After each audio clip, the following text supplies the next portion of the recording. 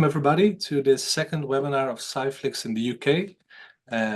My name is Bram van der Boom. I'm a psychiatrist in the Netherlands, and we started Cyflix in the Netherlands, and now John and us are starting Cyflix in the UK, and we started last week with a wonderful webinar from Mick Cooper. Today it's John's turn, John Golden. He's here with us, and then we're going to listen to him about his talk about the influence of social media on children. So we're really honored, John, to have you here and to have you give this talk to us.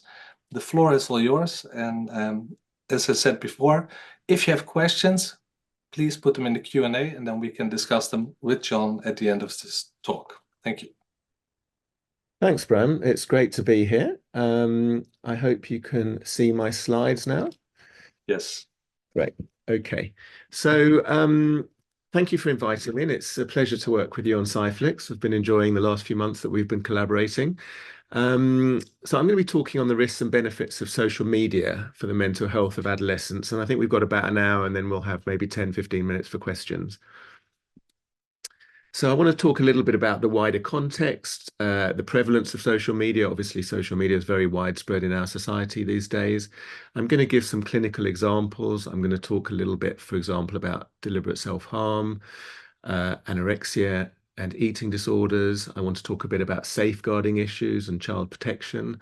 And I also want to think about possible solutions and positive examples, because I don't want people to leave this talk feeling that social media is all bad news. It's a mixed picture, and there are positive examples, there are positive things out there, as well as some of the things we need to worry about. So I'm sure that picture looks pretty familiar to a lot of people.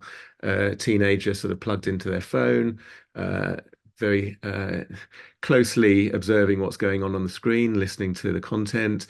And these are some of the apps that are out there. So Snapchat, Instagram, TikTok, these are some of the most popular ones at the moment. Facebook is for old people like you and me, Bram, or especially me.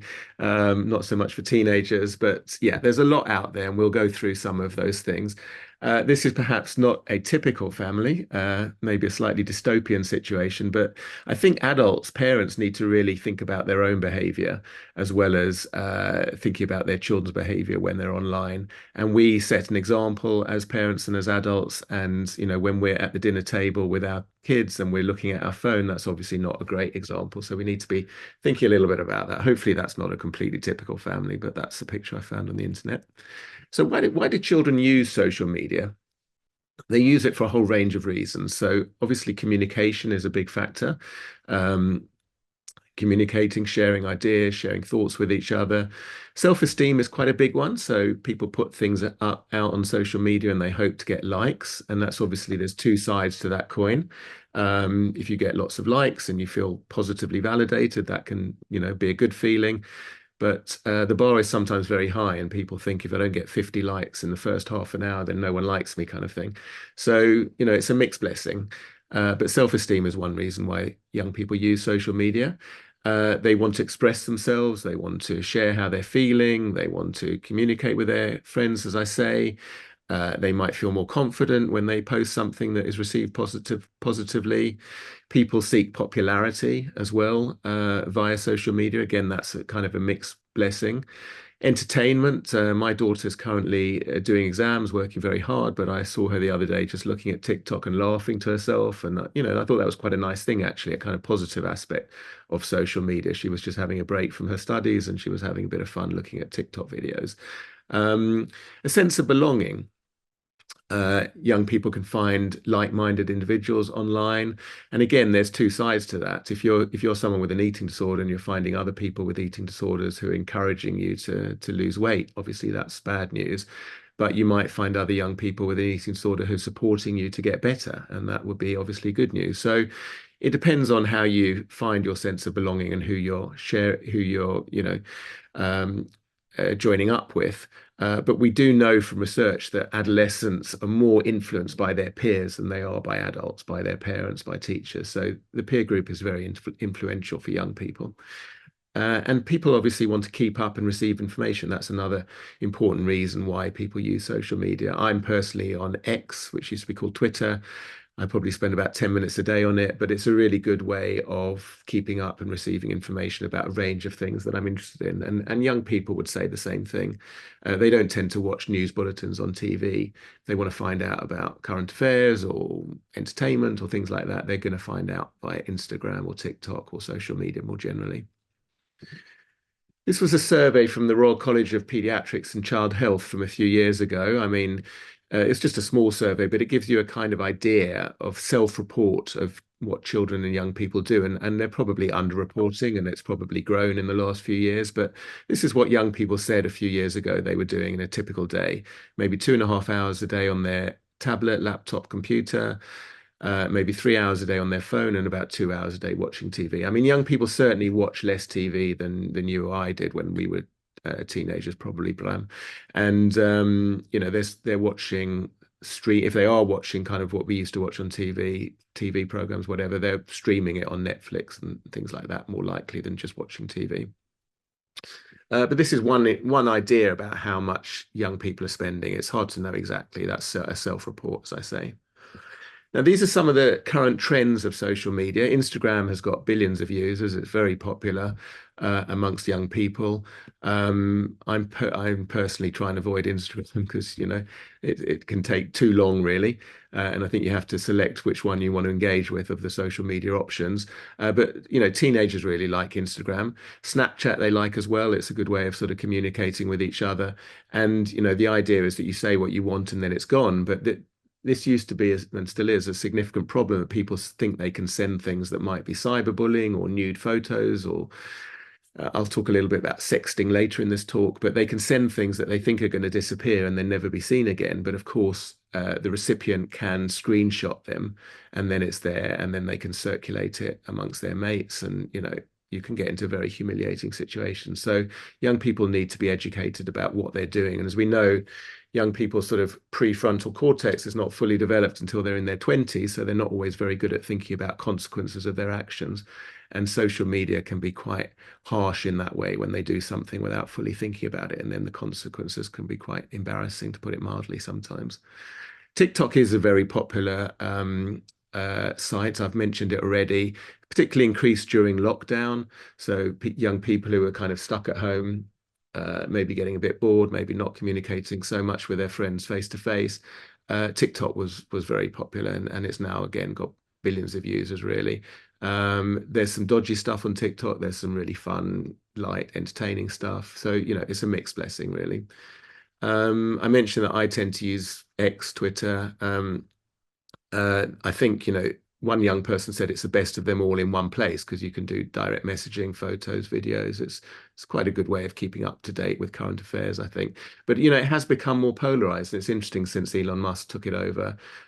He's dropped some of the safeguards, I think, and it's quite easy to get into a, polarized debate about whatever it is, politics or things that are going on in the world, and there's not a lot of room for nuance and debates in a sort of more mature way, you could argue. That can be a problem with social media. Facebook, one young person said it's uncool because it's pointless, it's for old people, as I was alluding to earlier.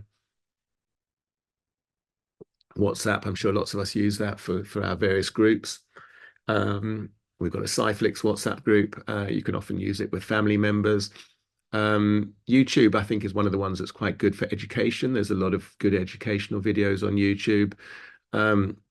This is something about the jargon and emoji, the jargon, things like streaks, deep likes, ghosting. Probably people know what some of those things are. A streak is when you sort of go backwards and forwards responding to somebody else, and you might get balloons appearing or rewards of some sort, or colors on your social media to encourage you to keep doing that. Generally, these social media companies want you to stay on their sites, so they reward streaks, which can be a problem. A deep like is when you might like something more than 24 hours after it went out, something like that. So if you're going to be cool about things, if you're a teenager who sort of responds quickly, you're going to like someone's post within the first few minutes if you're going to like it at all. Whereas, us older people, we don't spend all our time on our phones, hopefully, and we might like something that was put out a few days ago, and that's called a deep like, and that's pretty uncool if you're a young person to do it that way. And ghosting is stopping replying. So, people sometimes can be quite upset about that, that they're communicating with someone and then they just stop replying. Emojis more than three is seen as a little immature nowadays, one young person said. So putting, a whole series of emojis on your text, not a great idea, not cool. I just want to say something about Meta as well as a current trend. Meta is, Mark Zuckerberg's baby, and it's about immersive experiences in the so-called metaverse beyond the 2D screen. So we're looking at a 2D screen really now. But the idea of Meta is that we'll be, engaging in a virtual reality increasingly over the next 5 or 10 years. And I've got a friend who's a professor of criminology, and she was telling me recently about things that can happen in the metaverse in quite a worrying way. So you could have, by the way, some of what I'm saying is quite upsetting. So I just want to give that kind of caveat. But she was giving me an example of people, indulging in things like gang rape on the metaverse. And, in a virtual way, but people so-called enjoying doing that. And she was saying, how do the police that? And she's been talking to police officers, and police are struggling to police, the real world, as it were. How are they going to start policing the metaverse? And how anonymous are people that are indulging in this kind of behavior? And obviously, it's very worrying behavior and should be unacceptable. But I think we're entering a very, you know, uncharted territory, shall I say? And what is going to happen in the metaverse? Of course, good things could happen. Of course, you could sit in your armchair and you could, visit the Acropolis in Athens and feel like you're really there. And, that could be a great thing to do and educational and so on. But the kind of thing I've alluded to can be also deeply worrying. So we need to be thinking about that. One 17-year-old girl said social media is a blessing and a curse. And that's probably quite a good summary of it, that it's both got its positives and its negatives. I mean, smartphones came in about 17 years ago. It feels like we've had them forever. And during that time, there's been an increase of depression and anxiety in young people. Now, that does not mean that the smartphones have caused that increase in depression and anxiety. There is a correlation there, though, but we can't say it's a causation, and we're going to think a bit about that during the talk. There's something called the digital divide, whereby young people who may, have pre-existing mental health problems might be more vulnerable to the harmful effects of social media. So they're less likely to be resilient. If they have an episode of cyberbullying or something, they might be able to, shrug it off and say, oh, that person's an idiot, I'm just going to block them. Whereas someone who is more vulnerable will get more deeply affected by it, and it might significantly, lead to a low mood or worse potentially. There was a big survey, the UK NHS digital study, which showed that rates of probable mental disorders increased over a 3-year period between 2017 and 2020, and the figures are there. So 1 in 6 young people had a probable mental disorder in 2020 compared with 1 in 9 in 2017. So that was a big study in the UK. There's a huge amount of social media used in the world. I think that figure's even out of date, actually. But most people don't go more than an hour without checking their phones. And even when I say checking your phones, I think there might be some of us in the audience, and even myself, who's thinking, oh, I better just check my phone. It's almost like a sort of reflex action. But young people are more affected by this, and nearly half of young people in the West spend 10 hours a day online. I mean, the exact figures are hard to know, but different surveys say different things. But that's what one big survey said. And Anne Longfield was the Children's Commissioner in the UK. She's no longer in that role, but she was a very thoughtful woman, very interested in safeguarding young people. And she said that children will be angry looking back at the wild and dangerous online world that they were exposed to. And why aren't we as adults doing more to kind of protect young people? And that will be something that will be a theme of my talk today.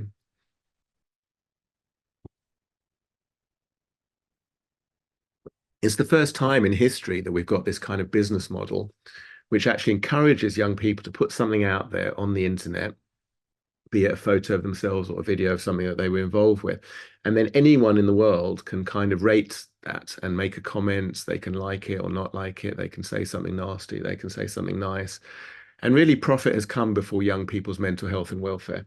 All of these companies know about the potential harms of some of what is going on, but their priority is to keep people, keep young people particularly, on their platforms because they mine our data, they make a lot of money out of it, they advertise to us, and the more time that we are spending on social media, the more money they make. So, you know, they say they want to support young people's mental health, and I think they probably do, but I think they want to make money more than they want to support young people's mental health. So we need a, a reappraisal of our priorities as a society, really. And Frances Haugen was one brave woman who did work for Facebook. She was quite senior in Facebook, and she was a whistleblower in 21. And she said that Facebook puts astronomical profits before people. She said Instagram is like cigarettes for teenagers. She said that algorithms lead teenagers from healthy content about eating, for example, to anorexia-related content. Um, I heard a phrase agrorhythms as well recently. You know, these algorithms can cause can cause aggravation. Facebook know about this from their own internal research, actually, which they haven't wanted to fully publish. They know that Instagram can be harmful for teenage girls, particularly in relation to body image. And they say we make body image issues worse for 1 in 3 girls, but they don't want to say that too openly. But this is what the whistleblower was talking about. And a lot of teenagers blame Instagram for increases in the rate of anxiety and depression, and that's pretty consistent across all groups. So Frances Haugen was a brave woman. She, I think, testified in the US about this and was part of the process of sort of educating people about some of the issues. In the UK, we have this organization called Five Rights Foundation, which is worth Googling. And you know, they promote a lot of information about the kind of thing that I'm talking about today, and they are very concerned about, you know, some negative impacts on the mental health of young people of social media. And they said that Facebook's own research is a devastating indictment of the carelessness with which it and the tech sector more broadly treats children. Haugen said Facebook's buying its profit without safety, and there needs to be more scrutiny of its algorithms and more transparency. And Facebook are trying to target young people, and it's not just Facebook, it's social media in general. You know, they are trying to target young people and get them more involved with their apps at a younger and younger age. And there's some big campaigns going on, which I'll come on to say a bit more about later, whether we should sort of limit access to social media, say for primary school children under the age of 11, for example. So young people say that they see things that are disturbing on the internet. Surveys have suggested, those are significant numbers. Nearly 2/3 of young people have met someone offline that they've contacted online without their parents' knowledge. Obviously, that could be concerning. If you've got a history of self-harm, this links back to what I was saying about the digital divide. So if you're vulnerable and you've got pre-existing vulnerability, you're more likely to be groomed by paedophiles and meet up with the paedophiles in person. And there are suicide sites and social media sites that have users that promote suicide, and they talk about the most effective ways of taking your own life. Obviously, that is worrying, and if you're vulnerable and you go to such a site, that can really be concerning. And then Molly Russell is a teenager in the UK who ended her own life, and she had been exposed to a lot of graphic self-harm images on Instagram. And Instagram did say that they would ban all of these images. I mean, I think they're trying to reduce them, but they certainly haven't got rid of all of them. And it's a tricky process, to be fair. But I think these social media companies could definitely be doing more. So this is just a little bit more about Molly Russell. I'm sure we've got some Dutch viewers who haven't, audience members who haven't heard of her really necessarily. But in the UK, she's a pretty familiar name. And it's a tragic story that she was found dead in her bedroom in 2017. And the coroner ruled that she had not died from suicide, but from an act of self-harm while suffering from depression and the negative effects of online content. So the coroner actually spoke about the negative effects of online content. And her father, Ian Russell, is a very fine man. I have met him, and he's a really active campaigner for greater online regulation, and he's done a great deal in this area. He was actually quoted in the media this week talking about, I'll say something about him a little bit later, but talking about the need for sort of ongoing vigilance, really. This is another tragic story, sadly. More recently, in February 23, a young lady called Brianna Gay who was murdered by two other teenagers. And these teenagers had been accessing harmful online content, including disturbing videos of torture on the dark web. And it was a very tragic case. The details came out in court. And Brianna herself had also accessed pro-anorexia and self-harm sites on her smartphone. Um, and her mother, Esther Gay, is one of the campaigners saying that we need, more protection for young people online. This is a recent survey from Ofcom that about half of 8 to 11-year-olds have a smartphone. A few years ago, I was saying in the media that really there's no reason for a child at junior school to have a smartphone. That almost feels like that's out of date now, because so many young people, as I say, half of young people have a smartphone now under the age of 11.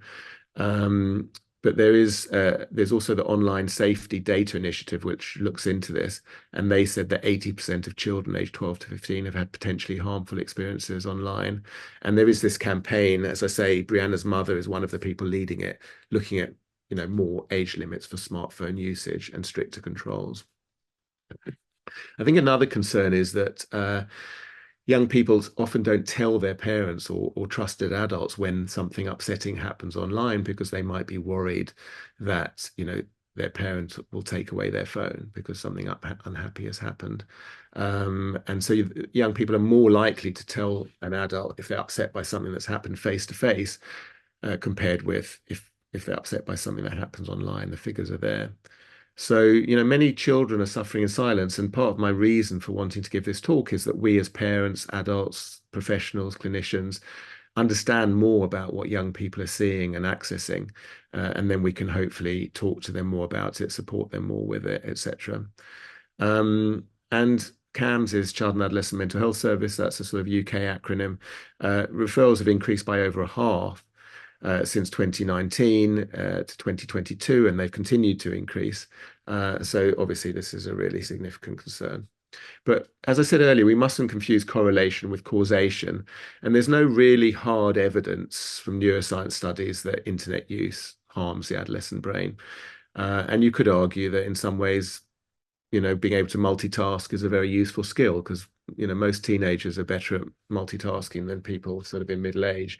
And, they're very used to looking at their phone and doing their homework and talking to someone and watching something on their screen. So really multitasking, which, could be good in some situations, could be a useful skill, but it probably is contributing as well to reduced attention span. And you could argue that it's contributing to the increase in ADHD diagnosis, attention deficit disorder diagnosis. So this is a debate that we need to be having and looking at the research. And that's just something from the BMA.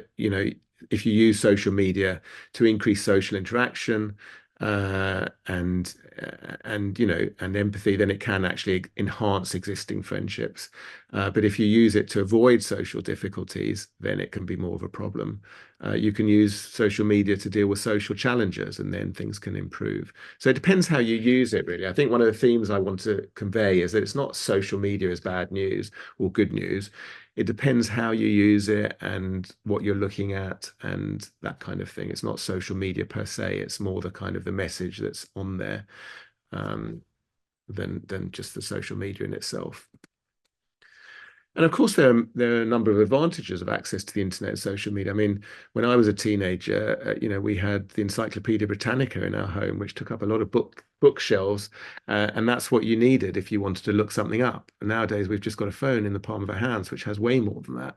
So we've got amazing availability of knowledge, information about the world, current affairs. You can look anything up and find out about it within a few seconds, really, on a phone. So that's an incredible thing that young people take for granted, but it's quite an advantage, really, in terms of research and finding out about things. And I think we all need to learn to access the online space thoughtfully and responsibly, and we need to be having conversations like we're having today about this, really. It's really a central part of contemporary life. It's not going to go away. And young people very much depend on it in many ways. You keep up to date with friends, for example, said one 16-year-old boy who you might not otherwise see. So, we're not going to be able to put the genie back in the bottle, as one person once said. It's here to stay. So we need to navigate it as best we can. I've already talked a little bit about some of these disadvantages, but cyberbullying I just focus on for a second, which is about, if someone is bullying you online, it's hard to get away from it. In previous years, if you were bullied at school, you could get home and at least get away from the bully in the evening and you could try and sleep. Whereas if you've got your phone by your bedside all night long and someone is bullying you and it pings and you look at it and you're upset and you feel distressed and you can't sleep, that's obviously going to be, really not good for your mental health. So I usually recommend quite strongly, and I know it's not always that easy to implement, but I usually recommend quite strongly that teenagers don't have their phone in their bedrooms at night. So I just had a conversation with one teenager this afternoon about that, and we sort of compromised on 11 p.m. that she would, put the phone, give the phone to her parents at 11 p.m. And this is a girl who has been, looking at her phone, in the early hours of the morning. So, you need to discuss with young people. You need to be help get them on board with behaving in a more sort of healthy way as if they can. There's age inappropriate content out there. I mean, I've got a section on pornography and things like that, which I'll talk about in a little bit. But young people are seeing things that they wouldn't have seen 10, 20 years ago. Location services can be a problem, that if someone is meaning you harm or something, they can find out what school you go to, where you live, that kind of thing. So there's grooming and child protection issues. There's a lot of inappropriate content online that I've already talked about. And artificial intelligence is increasingly an issue. I mean, I've been learning more about it in the last few months, but AI algorithms that can turn like what's a relatively harmless search into harmful content. I was just literally reading something about this today, that boys aged 11 to 14 are on average being exposed to harmful content within 30 minutes of being online. Um, and I think for about 1 in 10 of young people who go online, it's within like a minute. You do a search and you find something that's harmful. And a good percentage of these are really innocent and unrelated searches. So more than half, they're just looking for one thing in quite a healthy way. And within half an hour of just exploring, searching, maybe doing research for homework, whatever, they're being exposed to something that is harmful. So these algorithms are really concerning. This is a survey by the UK charity Girl Guiding, which is a big charity in the UK, and they looked at about 1,000 young people, and a lot of the girls, teenagers aged 11 to 21, young women were saying that their biggest worry online was comparing themselves and their lives with others. And the survey suggests that parents didn't quite understand how much of a problem this was. This first study is a few years ago. I'm going to give you the updated study in a minute. But girls were worried about grooming, how photos they took could be altered or used out of context. They worry about how they look in photos. Obviously their sense of self was bound to how many likes they received. And filters and photo editing were particularly detrimental. So I and others have been arguing that, photos that are in magazines that have been photoshopped or altered in some way, there should be a kind of mark on the photo to show that this picture has been altered by Photoshop or by artificial intelligence. So young people need to know about these altered images. And actually, we're in the middle of an election process in the UK, and there's a lot of artificial intelligence generated videos out there of one politician apparently saying something, but they didn't actually say it, and these are generated by AI. And again, so these are sort of fake videos, deep fake videos sometimes. And there is a strong argument that, they should be labeled. And there is a request of all politicians that they point out, even if a video is so-called in their favor, that they point out that actually that's not accurate, that their opponent didn't actually say that. So this is part of the debate we're in at the moment. So this poll that I mentioned was updated a few years later, last year, and it sadly showed that happiness amongst girls and young women really had hit its lowest level, and that a very significant number of young people were worried or anxious. And compared with 2009, the numbers had significantly increased, which won't be a surprise to those of us that work in this field. And the sharpest drop in happiness was amongst 7 to 10-year-olds, sadly. And you can see the figures there. And about 59% of girls and women in 23 said they were happy with the way they looked, whereas it was 72% back in 2009. Young people are saying things like, they feel ashamed of how they look because I'm not like girls and women in the media. That's significantly increased in the last few years.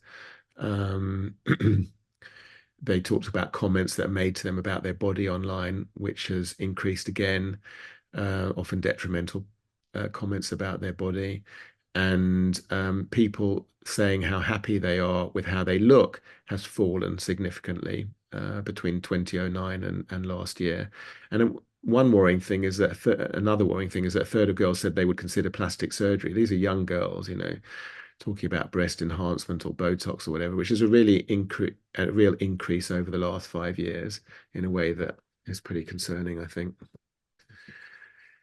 Cyberbullying, I've already really talked about that, so I'll gloss over this. But you know, if you share something with your, say, your boyfriend or girlfriend, a private image, they could easily share it more widely, and people need to be educated about that and understand that. And there have been some really tragic cases that I'm sure people have heard about, which have even led to people taking their own lives. They felt so humiliated.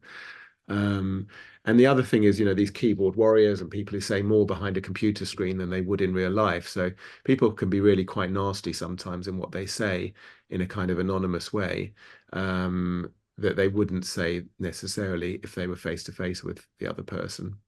And there was a very big study a couple of years ago at UCL in London and Imperial College showing that one of the ways that social media affects young people's mental health is by interfering with their sleep. And I already mentioned earlier how cyberbullying can interfere with sleep. It can also reduce exercise levels, and it can expose them to cyberbullies in their homes. So these are ways that social media can sort of affect your mental health. This is just something about sleep deprivation. We all know that sleep is an important, you know, good sleep is an important part of protecting your mental health. And I usually advise that young people don't look at a screen for about an hour before trying to go to sleep. I think it's widely accepted that that is somewhat detrimental and can affect melatonin release and so on. And many students, you know, they wake up in the middle of the night to check their phones, which is not going to help their sleep quality.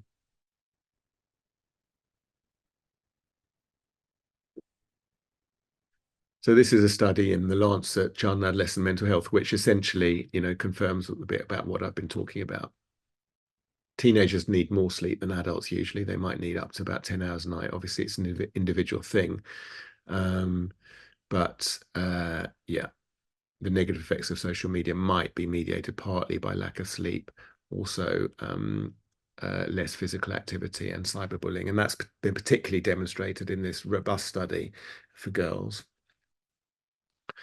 I want to say something about self-harm because sadly there are a lot of images of self-harm online that people see.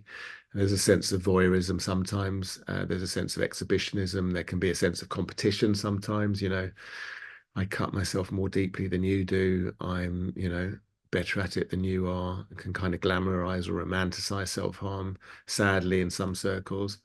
I mean, young people who are prone to harming themselves might find a sort of sense of belonging if they go to websites where there's other young people who harm themselves. They might feel understood in a certain way. And of course, that can be unhelpful as well as helpful.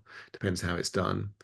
There can be competition between peers. It can be kind of a badge of honor to have a lot of scars on your arm.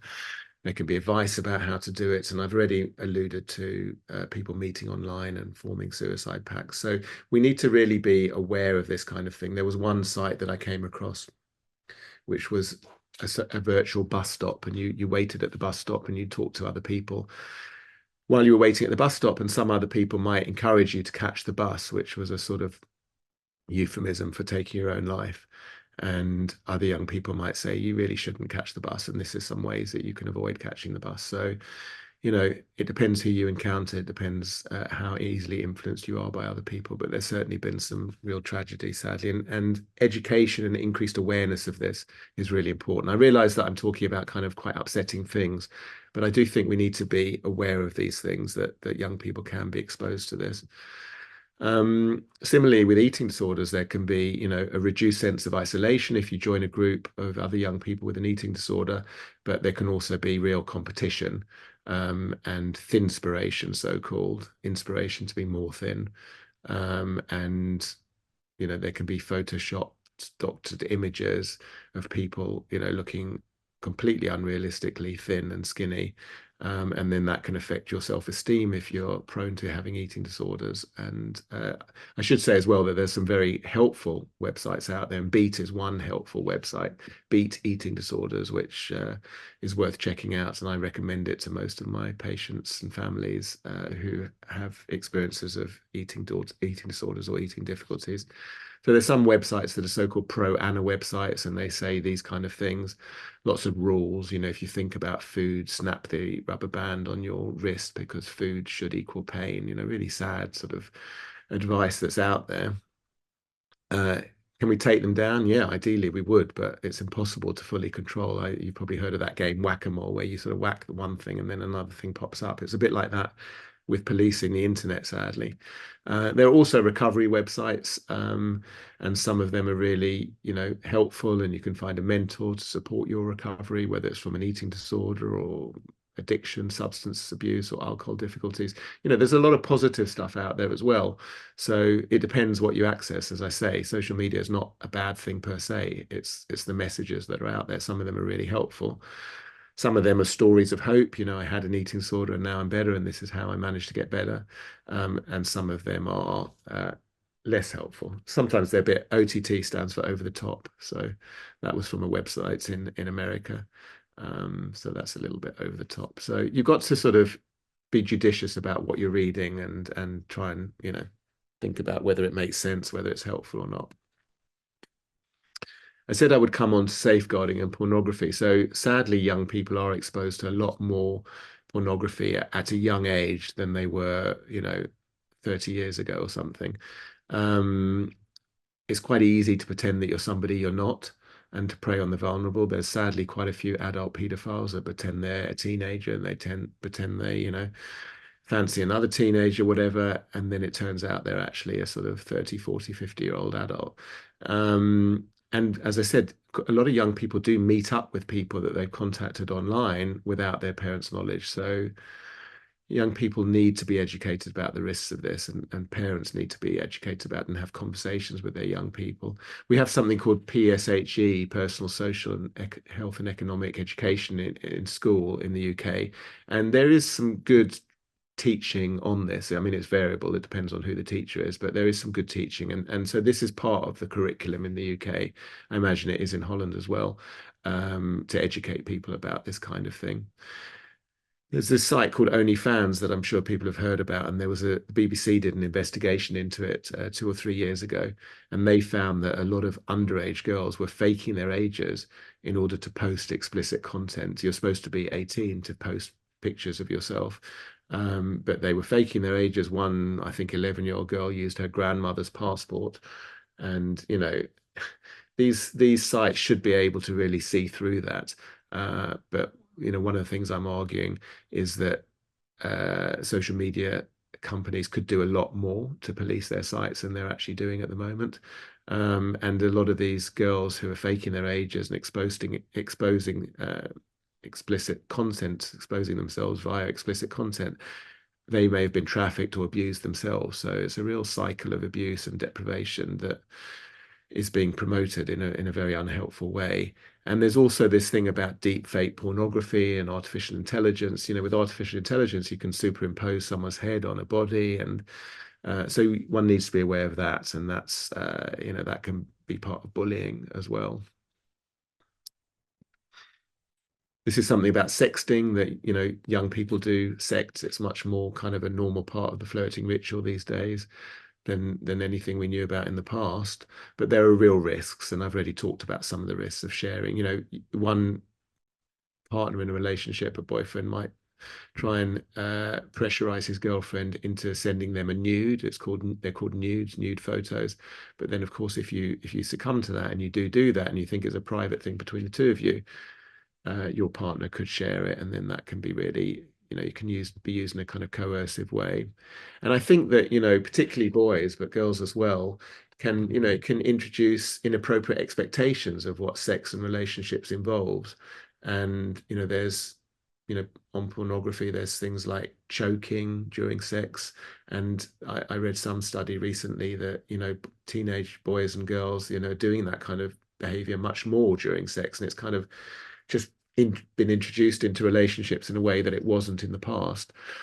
And there's been a recent discussion of rape culture in many schools. There was something called Everyone's Invited, which people can Google if they're interested. But there's a lot of online testimonies of things that have been going on over the past years, and people are talking more openly about, sexual violence at parties and things like that. People being pressurized into things in a way that is actually criminal, but has been also seen as kind of, normal behavior sometimes. So people are talking more about this, and that's a good thing. And we need to help young people address the risks through open discussion and education. And this was a big thing that happened in the UK in the last few years, which I think was a very helpful step forward. This is something about addiction, that, social media companies do manipulate the algorithms to increase the time that we spend online. You can look at dopamine labs or the truth about text, and there's, these social media companies employ psychologists and people who work in mental health like us to, how can we make our sites as addictive as possible? And when we know about things like variable reinforcement, automatic notifications, targeted content, things like that. And if you haven't seen The Social Dilemma on Netflix, it's worth watching. And it talks about this in quite a sort of vivid way, a young person and their experiences online.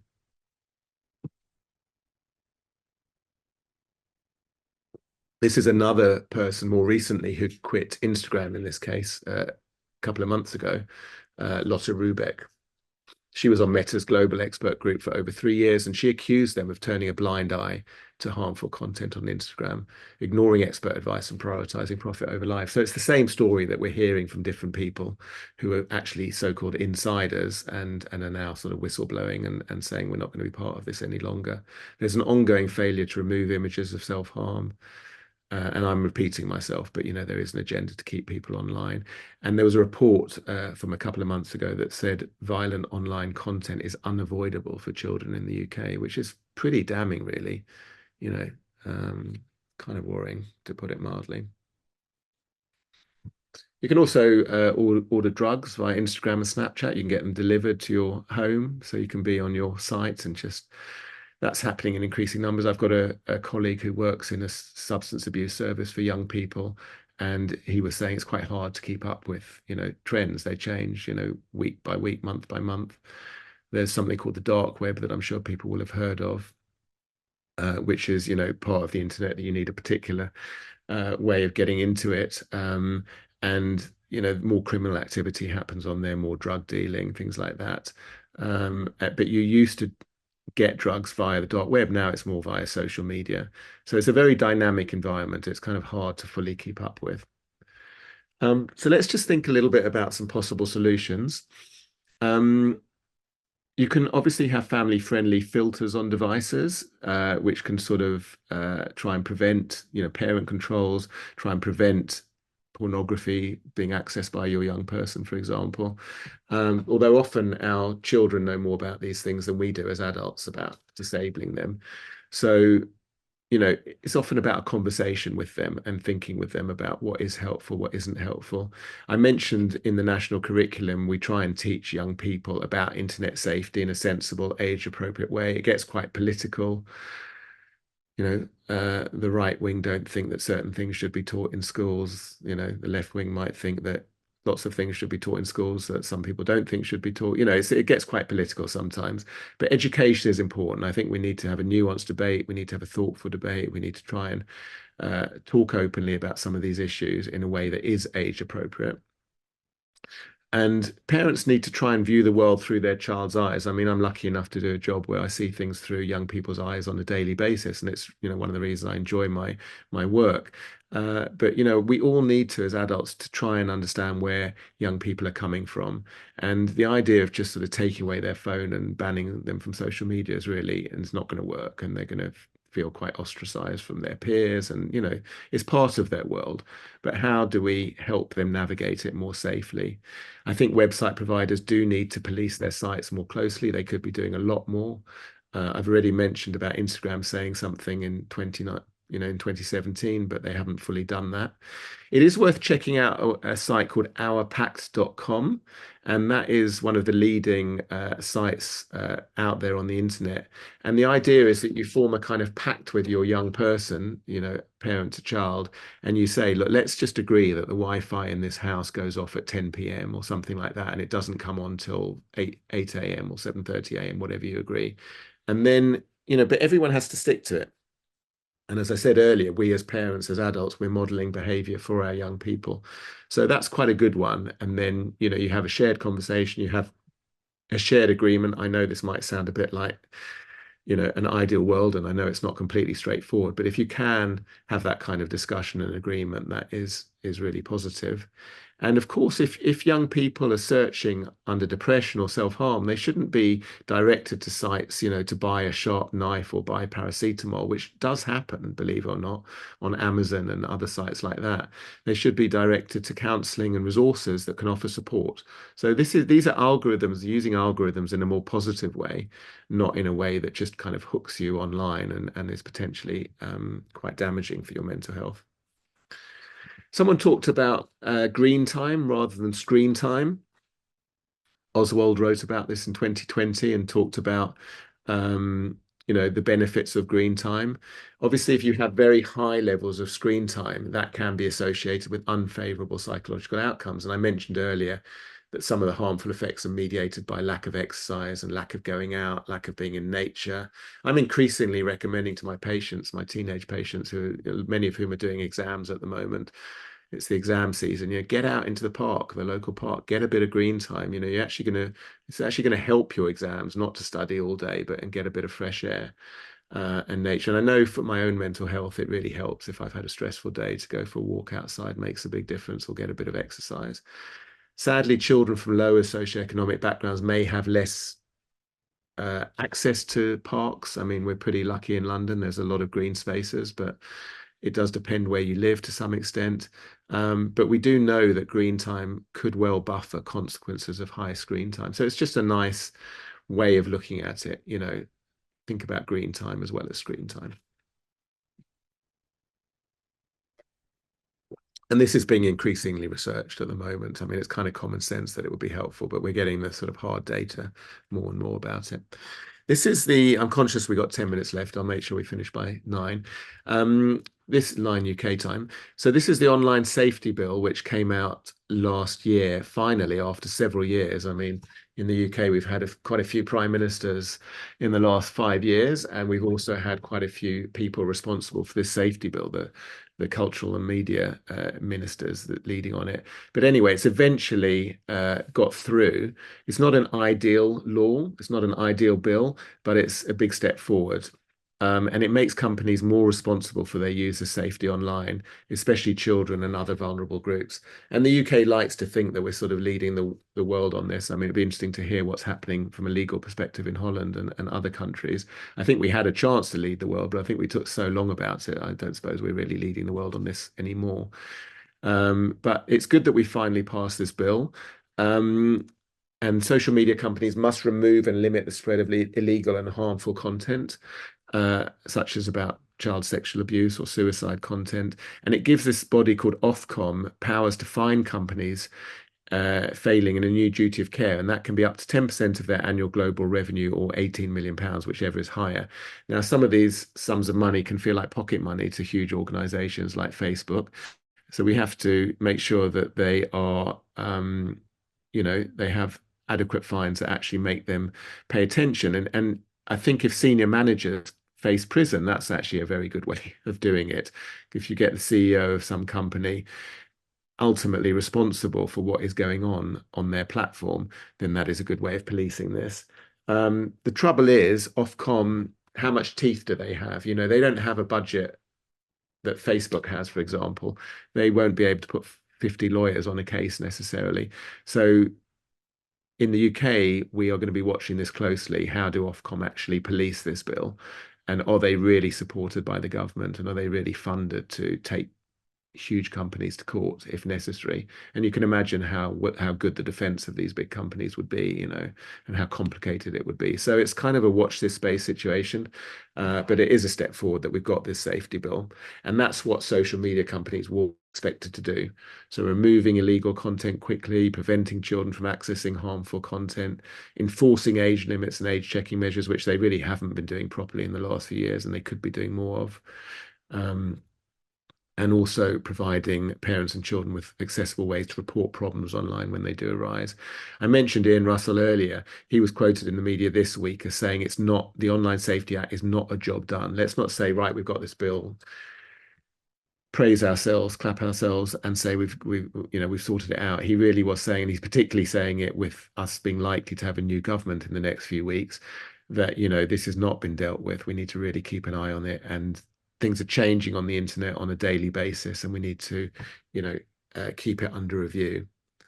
That's just a slide about COVID, which is a bit less relevant now, but I should say that during COVID, social media was actually a bit of a lifesaver for some young people, because they could stay in touch with their friends in a way that they wouldn't have been able to otherwise.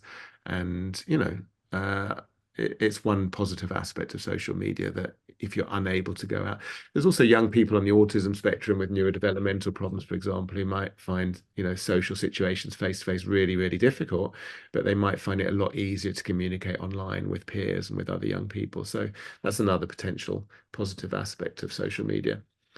China, as we know, has a different kind of political system to in Europe, in the UK, in Netherlands, and elsewhere.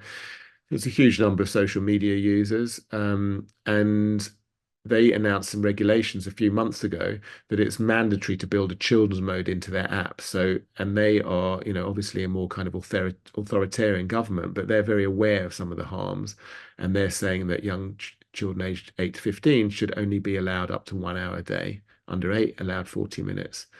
I think the Communist Party is quite suspicious of technology and democracy and, you know, free information flow, but they're also very aware of the risks of too much time on social media for young people. So I'm not saying that that's what we should do in the UK or in Europe, whatever, but it's interesting that that's what they're doing.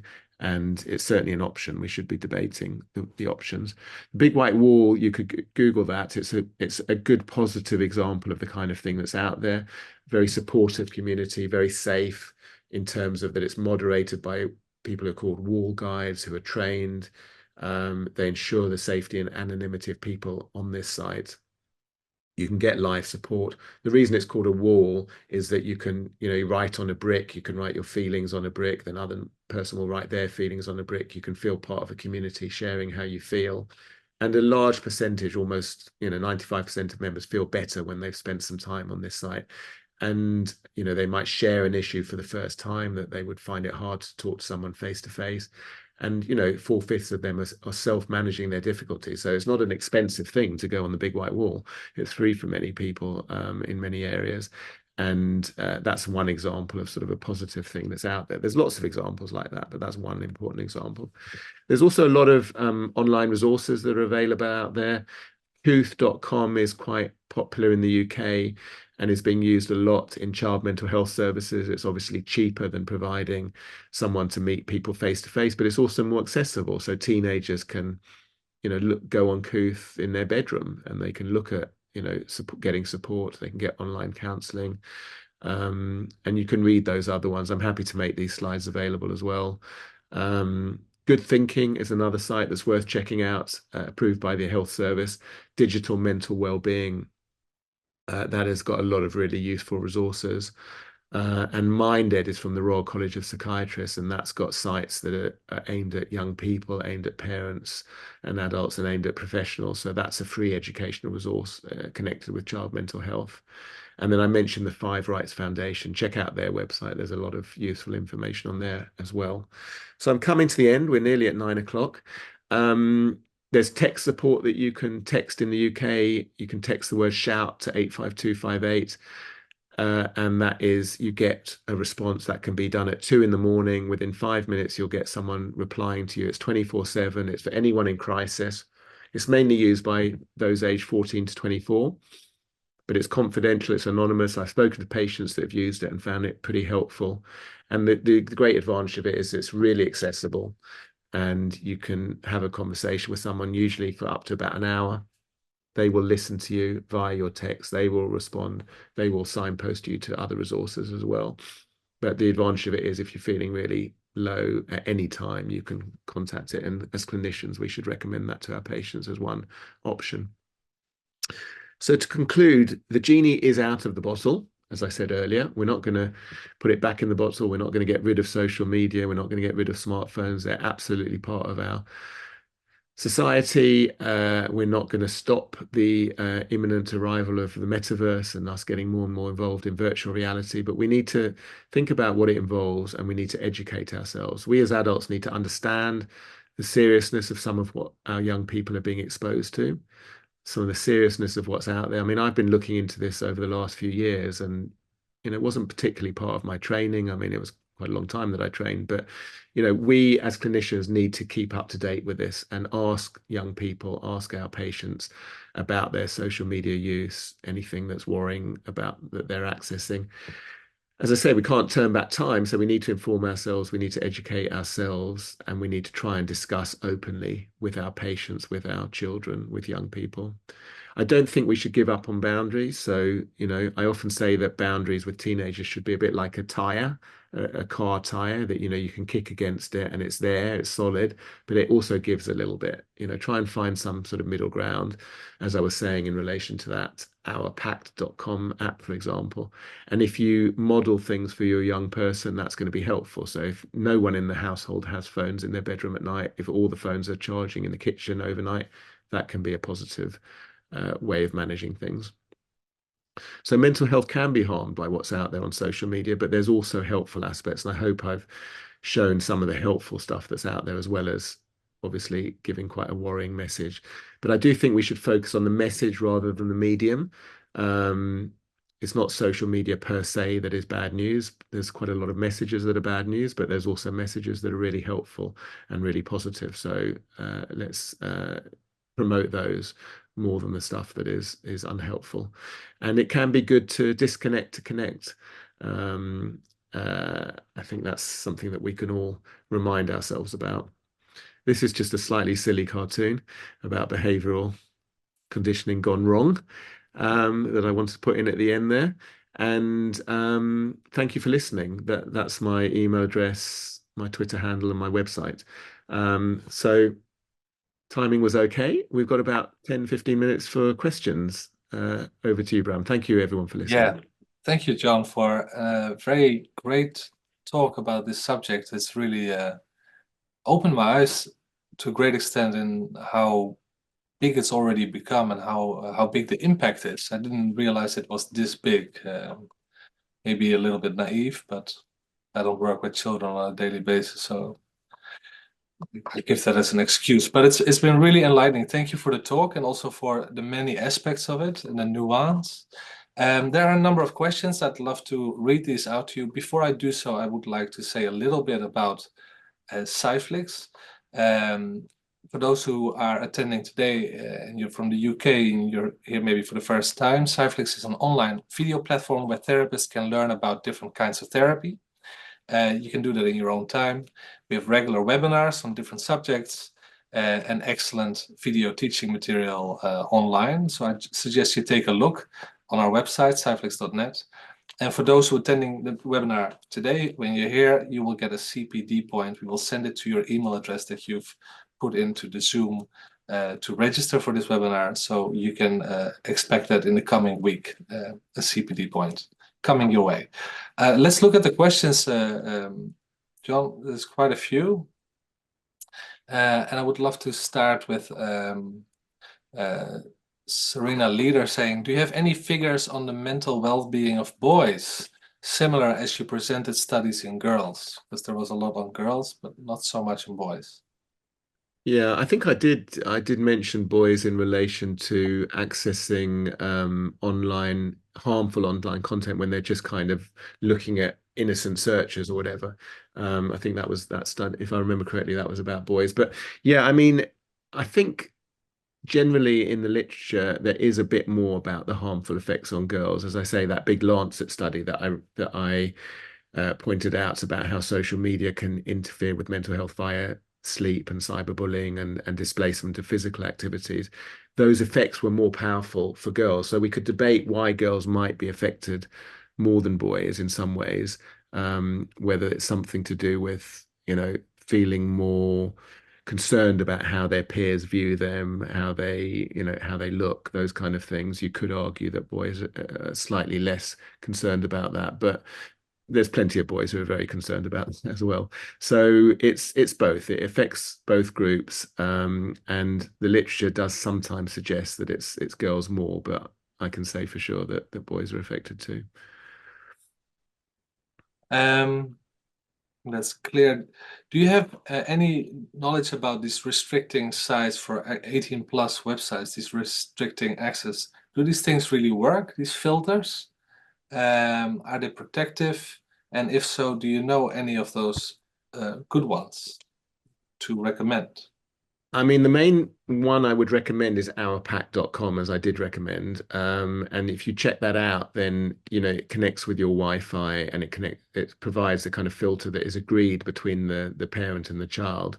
And that's quite a good way of doing it because in my experience, as I've said, if you do it without the child's knowledge or you try and police it in that way and just they'll be cleverer than you, they'll know more about the technology, they can disable it, whatever. That applies to most teenagers compared with their parents. um so check out ourpack.com. See if you can get some kind of agreement. It's part of the communication that I've kind of been advocating for throughout this talk. Let's try and talk to young people about these things. Let's not just try and be, top down. I'm not allowing this, going to stop that, whatever.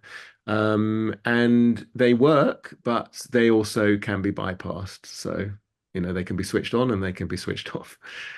So nothing is completely foolproof. But I do really think that you need to look at the sort of source of some of these things. And I absolutely do know that these huge companies are not using age verification in the way that they could be.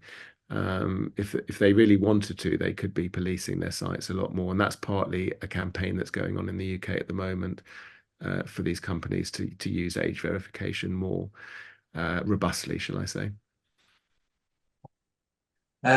There's a question from Joanne Morse. She's saying, John, a pleasure to know and work with you, hugely respected within our space. Thank you for this and for your time today. And as a parent and a colleague, I thank you sincerely. But my question is, any podcast that you would recommend for children to help their mental health?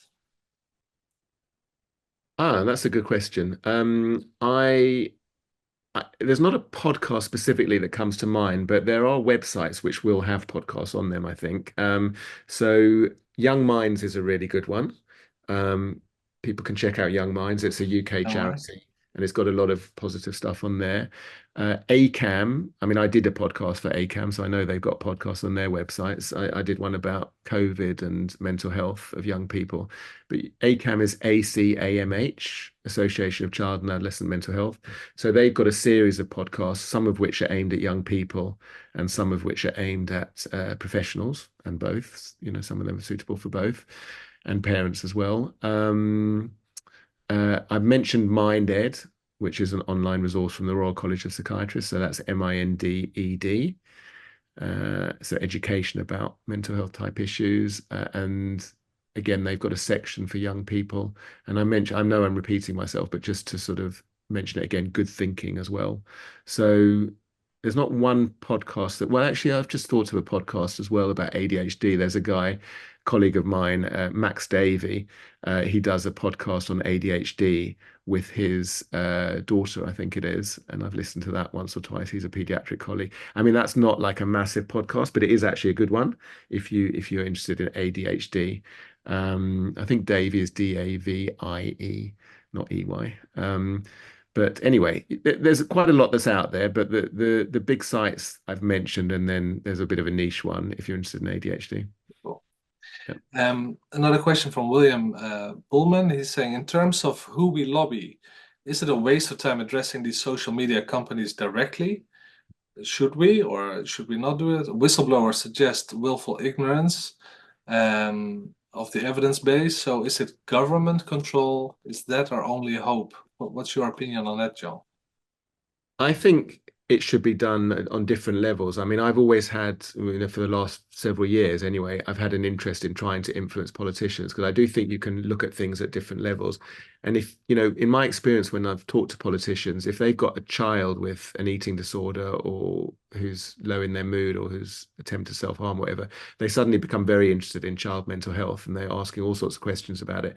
And if, they're human beings like the rest of us, they're going to prioritize things that relate to their own experience.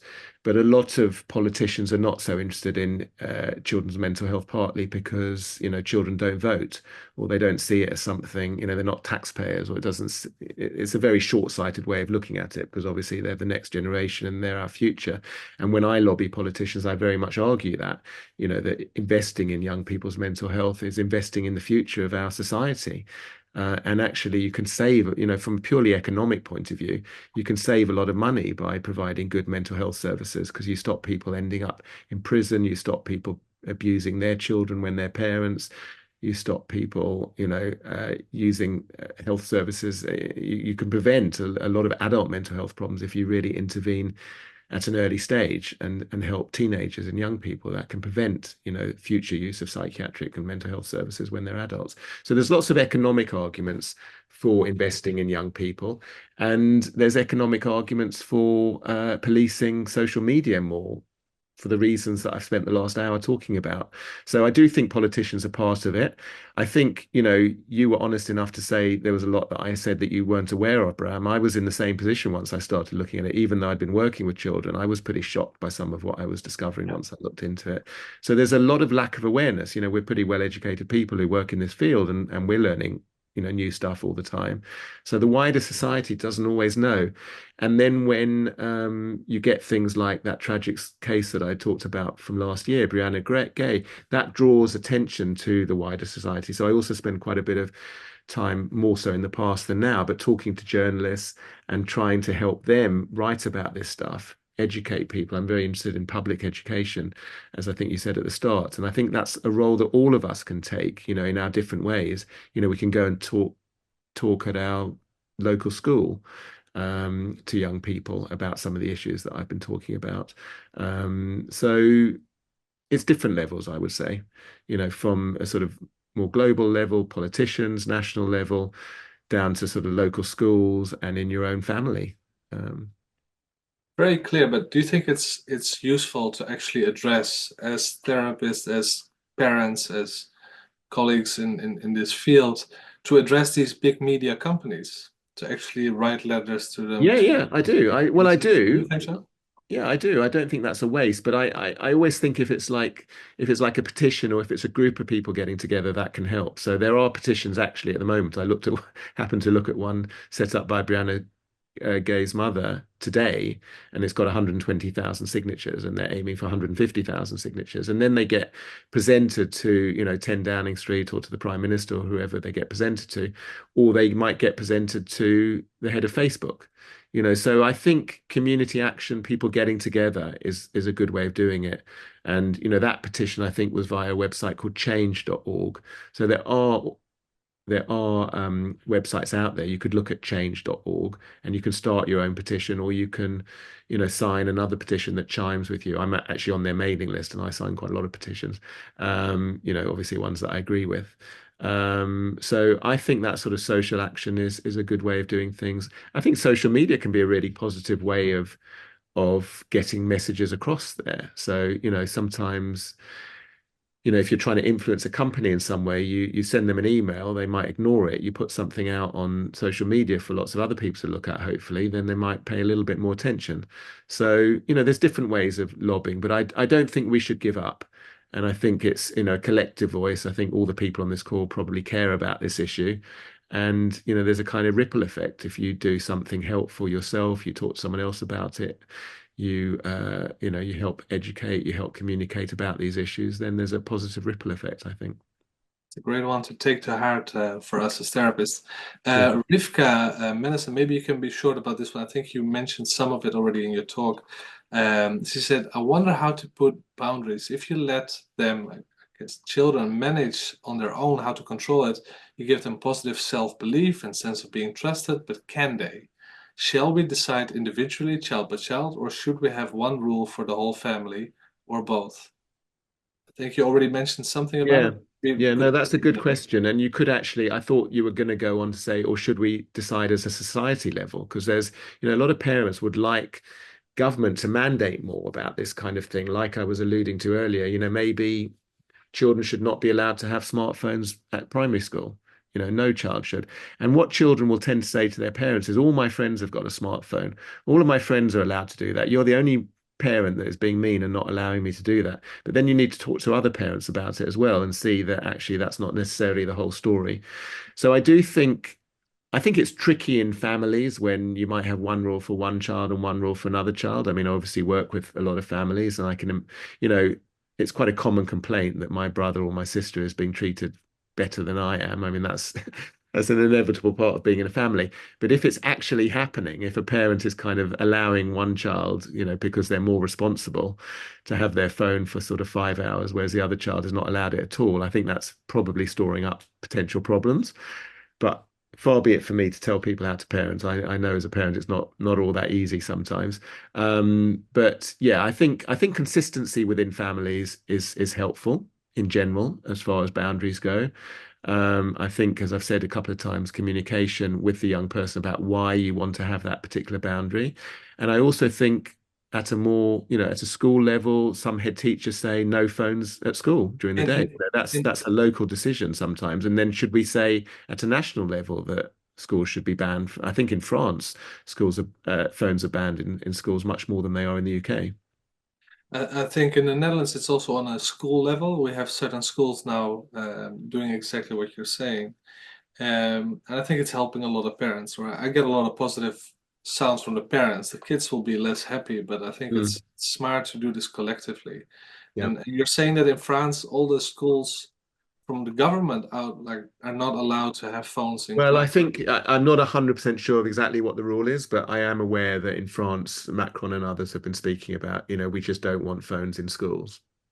So I'm not sure what the exact law is. We can check that out, but they're definitely more, some people in the UK would say that's a nanny state, that's the government, interfering in our lives. Others would say that's really helpful government. So it depends on your perspective on it. Very good. We're at the end of our webinar and the time we got for this webinar. Thank you so much, John, for explaining all this to us, and thank you for all the questions coming from the audience. Check out our website for the next webinars that are coming up. Soon we'll have Amy Hardy, Anke Ehlers, Patricia Risick, and many more coming to speak to us in our webinars. They are free, accessible, so make sure you're there. And John, thank you again for this evening. Wishing Thank you you, all Ram, good for night. inviting me in. Thank you, everyone, for attending and listening and for your questions. Much appreciated. Thank you. Bye. Bye.